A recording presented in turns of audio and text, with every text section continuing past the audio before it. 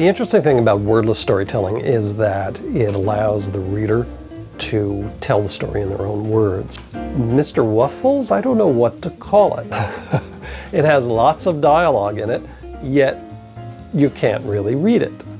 It began in 1993 as a cover that I did for Cricket magazine. A crash landing of aliens in a desert, but when the cover is opened and you get to see the back, you realize that in fact they're very tiny and they've landed in a sandbox. It begins with a cat, ignoring all the store-bought cat toys, except there in amongst all those cat toys is this little ship, which is the one thing the cat is absolutely fascinated with.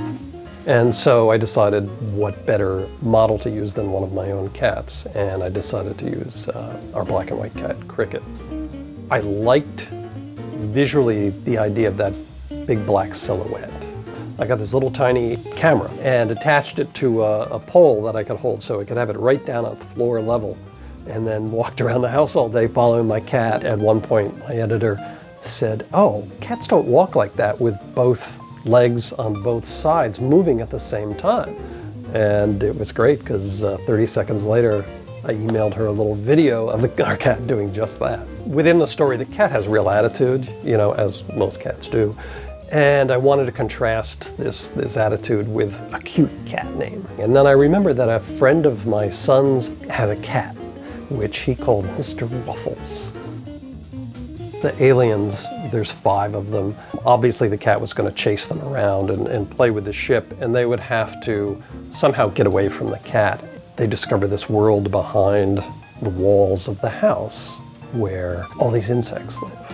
There are all these murals that the bugs have depicted the battles that they've had with Mr. Wuffles. And so now I had a meeting between the aliens and this bug society.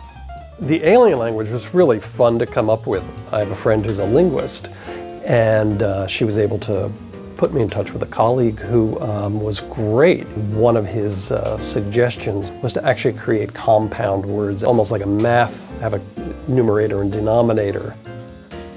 Creativity, it's absolutely an act of discovery, and I have to draw it to make those discoveries. You know, sitting here at the drawing table, putting pencil on paper, is when these sort of connections happen.